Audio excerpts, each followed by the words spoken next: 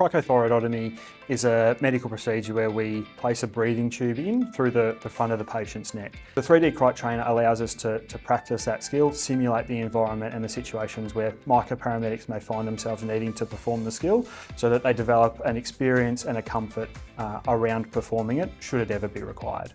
The cric trainers are used to simulate the upper airway anatomy of a patient who requires a cricothyroidotomy. By adding a bandage, some tape and some bubble wrap, we're able to accurately simulate the upper airways of a patient. We can also add a water balloon that has a blood substitute in it, which provides us the ability to replicate the bleeding that we would see if we'd performed this procedure in practice. The partnership between Box Hill Institute, the Yarra Ranges Tech School and Ambulance Victoria is a great opportunity for students to learn from real-world problems. The students who worked on this project in particular were students in years 11 and 12, many of which are part of our structured workplace program.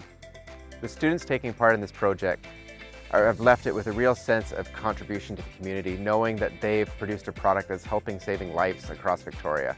The cric trainers are useful to my learning as it simulates as close as possible to what we'd encounter in the real world. So having something that does that is incredibly beneficial to our learning, as this is a skill that we do infrequently, and when we are doing it, it's in a really high stress environment. This is the first time I've been able to interact with a 3D printed learning tool like this, and I've enjoyed the opportunity. We've been provided our own personal cric trainers that we can take away from this bridging course.